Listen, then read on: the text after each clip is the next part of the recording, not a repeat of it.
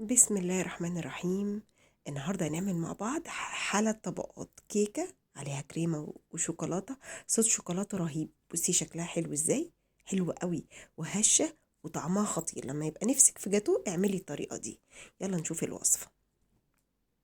المكونات اللي انا عايزاها: كوبايتين دقيق، وكوباية سكر، كوباية لبن، كوباية الا ربع زيت، كوباية الا ربع كاكاو، وبيضتين، وفانيليا، ومعلقه بيكنج باودر. مقادير سهله خالص وبسيطه.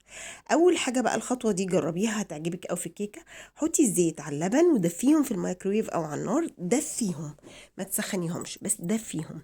البيض على الفانيليا على السكر، وهضربهم كويس جدا بالمضرب لحد ما يبقى عندي قوام كريمي كده. طبعا معاكي قناه سوزي كيتشن، لو اول مره تشوفيني اشتركي في قناتي وفعلي الجرس عشان يوصلك كل جديد. انزل بالدقيق، وطبعا معلقه البيكنج باودر، واضرب كده ضرب بسيط. اجيب بقى السوائل بتاعتي، الزيت على اللبن، وانزل بيهم. انا نزلت بمعلقه بكوبايه الا ربع لبن بس، واحط الربع بعد شويه، يعني هشوفها محتاجه ولا لا. انا طبعا كنت نخله الدقيق، هنا ما نخلتش الكاكاو فقلت انخله وانا بعمل، عشان طبعا الطريقه دي بتخلي الكيكه كلها تشرب من الكاكاو، مبقاش فيه اي كتل كاكاو. اضربه كويس قوي. انزل بقى بربع كوبايه اللبن اللي قلت لك عليها، انا مستخدمه كوبايه، وهقول لك المقادير بالظبط في صندوق الوصف. كيكه حلوه قوي وتقدري تعمليها لما يبقى نفسك بجد في جاتو، احلى من الجاتو. ده القوام اللي انا عايزاه. صينيه وهبطنها بزبده ودقيق او سبراي زيت او اي حاجه اللي انت عايزاه، وتنزلي بيها.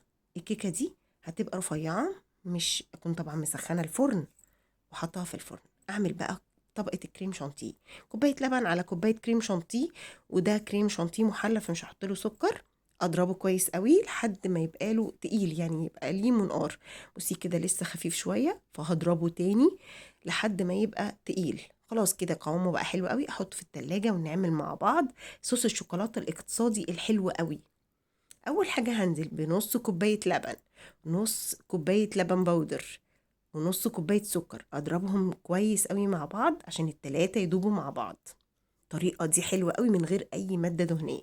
دابو انزل بنص كوبايه كاكاو، ده كاكاو خام لان انا عشان كده حطيت سكر.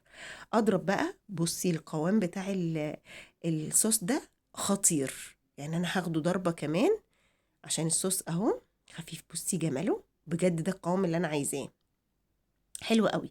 افضي بقى الصوص وهتشوفيه بقى لما احطه على الكيكه قوامه حلو قوي. الصوص ده تقدري تحطيه في علبه وتستخدميه وقت ما تحبيه، احلى من صوص الشوكولاته الجاهز بكتير، ومن غير اي ماده دهنيه للناس اللي ما بتحبش الزيت.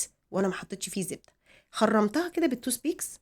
وطبعا هي كيكه بتبقى هشه وروعه جميله جدا. احط لها كوبايه لبن، اسقيها بكوبايه لبن.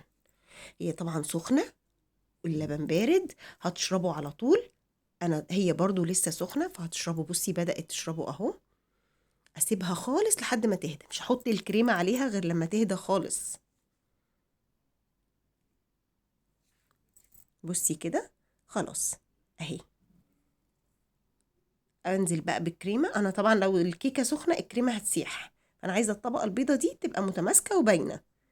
فهفرد طبقه الكريمه، افردها كويس قوي بحيث ان انا اخلي السطح كله مستوي. فردت السطح كده زي ما انت شايفاها، واخليها كل الكريمه قد بعضها عشان لما اقطع القطعه تبقى شوكولاته وابيض وشوكولاته تاني، فتبقى شكلها حلو قوي. بصي بقى الصوص روعه ازاي، بجد الصوص قوامه حلو قوي واحلى من الجاهز بكتير. وهعمل لك فيديو للصوص لوحده، يعني بجد خطير. الناس اللي بتقول ان الصوص بيبقى طعمه مش حلو بالزيت، ده من غير زيت خالص. والناس اللي بتقول الزبده غاليه قوي، ده حلو قوي من غير ولا زيت ولا زبده ولا اي ماده دهنيه.